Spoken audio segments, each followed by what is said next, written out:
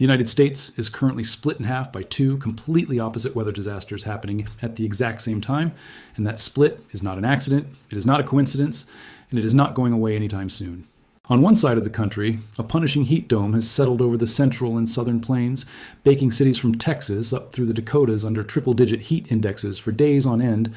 the kind of oppressive, relentless heat that has already contributed to dozens of deaths this summer and shows no sign of easing. On the other side, an unusually active, moisture-loaded storm track has been repeatedly slamming the Northeast, the Mid-Atlantic, and the Great Lakes with flash flooding, severe thunderstorms, and damaging wind, turning what should be a typical August into one of the wettest, stormiest stretches this region has seen in years. This is not two unrelated stories happening to overlap on the calendar. This is one single connected atmospheric pattern, a giant semi-permanent bulge of high pressure parked over one half of the country that is simultaneously baking everything underneath it while physically shoving the storm track and all its moisture into the other half. And meteorologists are increasingly convinced this exact configuration, not a single storm, not a single heat wave, but the entrenched pattern itself, is going to define the rest of this month and quite possibly stretch on well into the fall. Today we are going to break down exactly what's driving this split, why it has proven so unusually stubborn compared to a typical summer pattern, who is actually at risk on both sides of the divide, and why meteorologists keep describing this less as a single weather event and more as a fundamental shift in how the atmosphere over North America is behaving this year. Before we get into the mechanics, if you want to stay ahead of how this pattern evolves over the coming weeks, subscribe now, because this is exactly the kind of slow-moving, high-impact weather story that keeps shifting day by day, and we'll be tracking every update. And if you're currently living through either side of this split,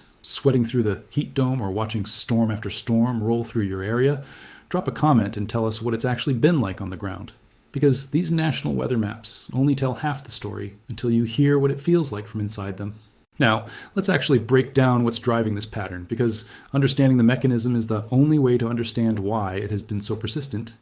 At the center of this entire story sits a single dominant feature, a strong ridge of high pressure, what meteorologists call a heat dome, that has repeatedly built and rebuilt itself over the central and western United States through the summer of 2026. A heat dome forms when a large mass of hot air gets trapped underneath an area of high atmospheric pressure, and that high pressure acts almost like a lid, physically pressing the hot air down toward the surface and preventing it from rising, mixing, or escaping. As that air sinks, it compresses and heats up even further, which is why heat domes tend to produce not just hot weather, but genuinely oppressive, record-shattering heat that builds day after day rather than breaking on its own. This particular summer has already produced not one, not two, but three separate major heat dome events across the United States, each one baking a different but overlapping stretch of the country. The first one settled over the eastern United States and eastern Canada in the final days of June, pushing Atlantic City, New Jersey to a scorching 106 degrees on the 4th of July, tying the city's all-time temperature record and helping trigger a chain of severe thunderstorms that knocked out power to roughly 250,000 customers across New Jersey alone. That first dome alone was blamed for at least 44 deaths during the July 4th week, including 29 in New Jersey, a 15-year state record for heat-related fatalities in a single stretch. A second heat dome then built over the western and central United States beginning in early July.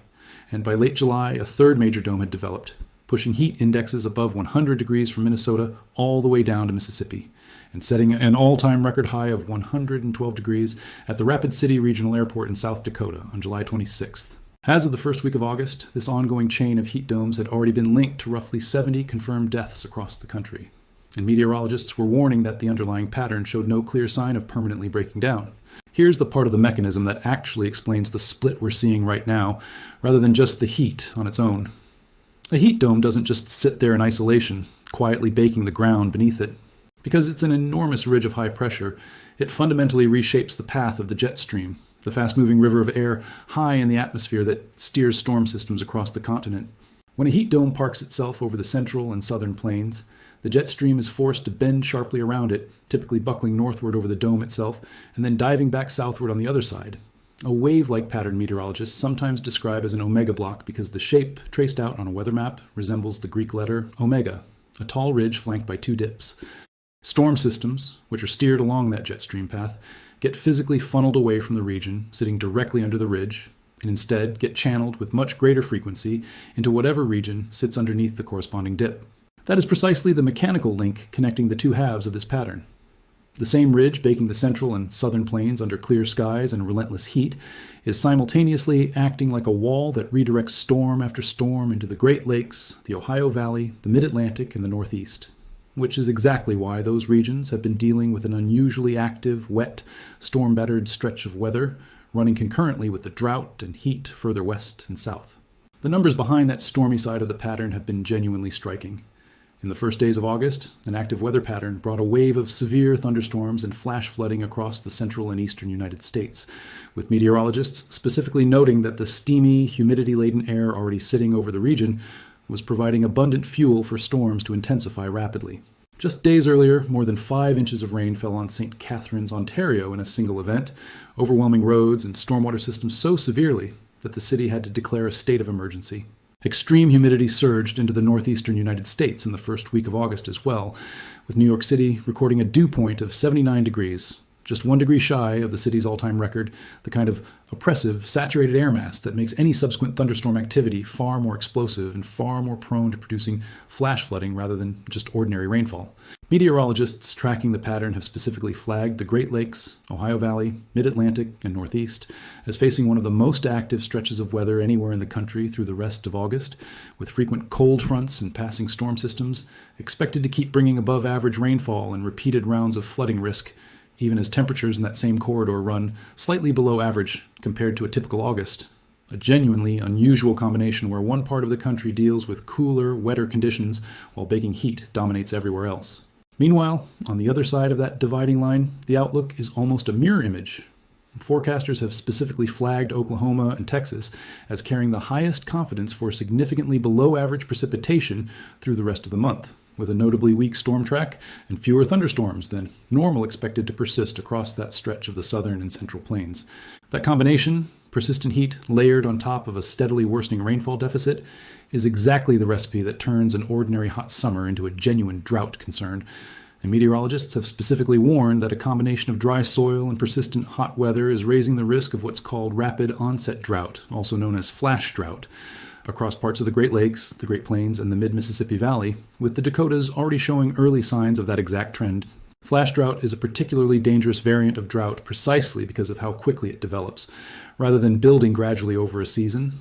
the way a classic long-term drought does, it can emerge within just a few weeks when abnormally high temperatures and a near-total absence of rainfall combine to rapidly strip moisture out of both the soil and the surrounding vegetation, catching agricultural regions and water managers off guard in a way that slower developing droughts typically don't. It's worth pausing here to explain why this particular pattern has proven so unusually persistent compared to an ordinary summer hot spell,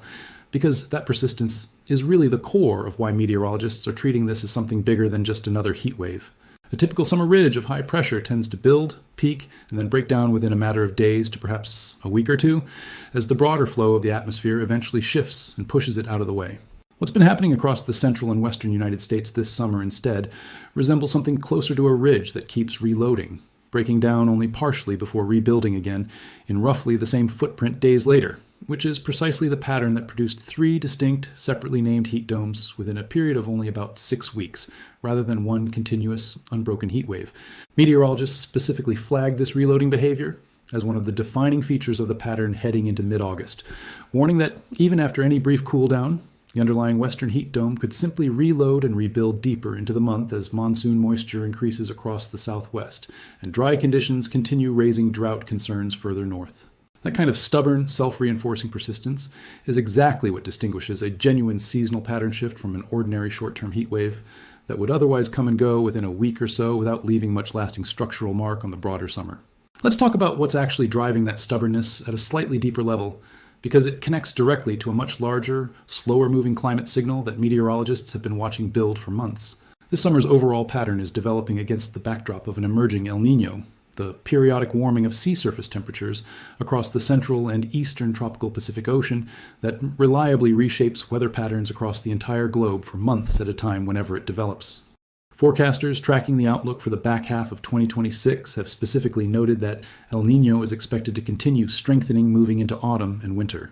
and that its influence tends to bias the atmosphere toward exactly the kind of amplified, wavy jet stream pattern that produces persistent ridging in one region paired with an active, storm-tracked trough in another, essentially the same basic split pattern architecture currently playing out between the plains and the Northeast, just operating on a much larger, slower, months-long timescale rather than a single week-to-week weather event. That connection matters enormously for anyone trying to understand whether this current split pattern is a fluke that will resolve itself soon, or a genuine preview of how the rest of the season is likely to unfold. Because a pattern reinforced by a strengthening, months-long ocean atmosphere signal like El Niño tends to be far more persistent and far more resistant to simply breaking down on its own than a pattern driven purely by short-term, day-to-day atmospheric noise. There's also a genuinely important secondary hazard tied to this pattern that deserves real attention alongside the heat and the flooding, and that's wildfire smoke. Meteorologists tracking the broader August outlook have specifically warned that upper-level winds are likely to carry a wildfire smoke from fires burning in Washington and Oregon northward into British Columbia and Alberta, while separately, smoke from fires burning further east could get pulled into the northern plains, the Great Lakes, the Northeast, and the Mid-Atlantic, meaning air quality can meaningfully deteriorate hundreds or even thousands of miles away from wherever the actual fire is burning. This is exactly the kind of secondary, easy-to-overlook consequence of a persistent heat dome pattern, because the same dry conditions and elevated temperatures fueling the drought risk across the plains are also the conditions that make wildfires more likely to ignite and spread rapidly across the drought-stressed western landscape in the first place, and the same large-scale ridge steering storms into the northeast is simultaneously steering that smoke plume along a broadly similar path. Meteorologists have specifically cautioned that a wet thunderstorm day in a fire-prone region doesn't necessarily mean fire season is over either, because fine fuels like grasses and small brush can dry out again within hours after a rain event, and lightning strikes during those very storms can spark holdover fires that smolder undetected for days,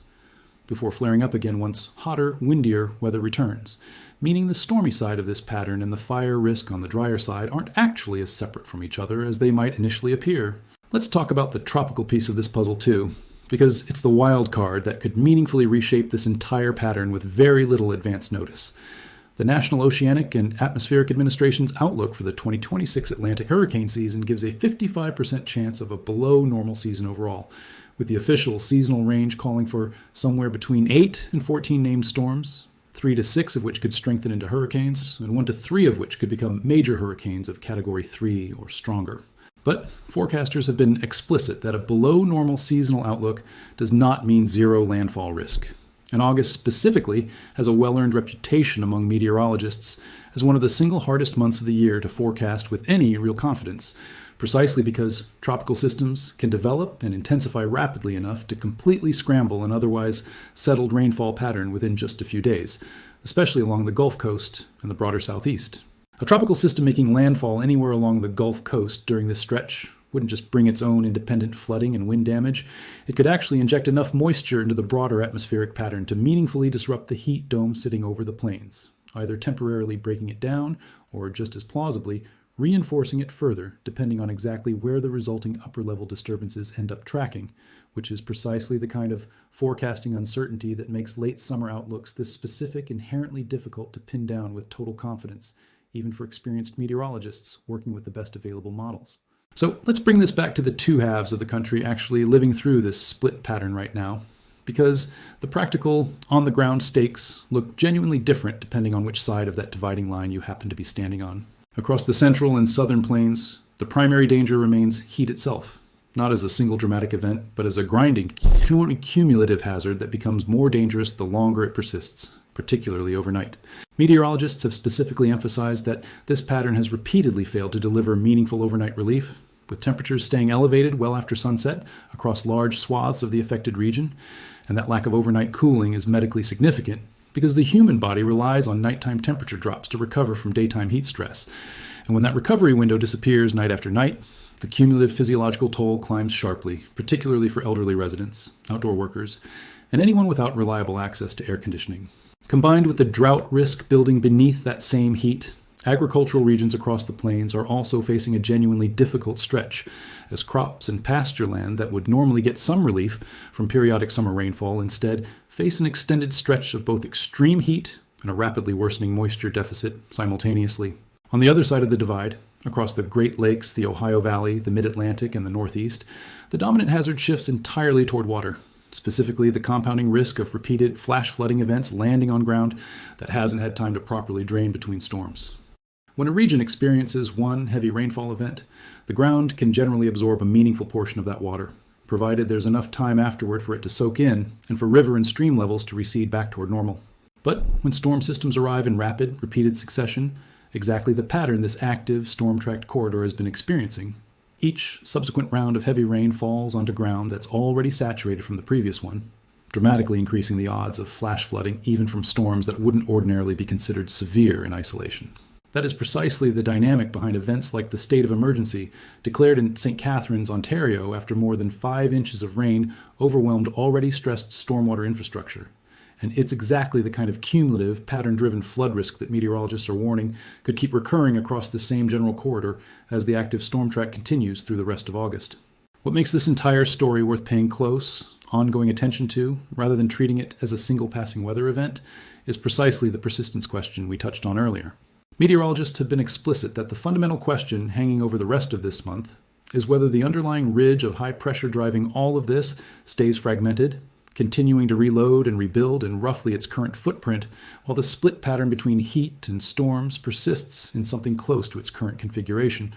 or whether it instead broadens into a single, unified continental-scale heat dome that could link the western United States, the southern plains, and southern Canada all under the same dome simultaneously. A scenario that would represent an even more extreme and even more widespread version of the heat risk currently confined mostly to the central and southern plains. That distinction matters enormously for tens of millions of people on both sides of the current dividing line, because it's the difference between a pattern that continues splitting the country's weather hazards roughly along the same geographic boundary we've seen through the first half of August,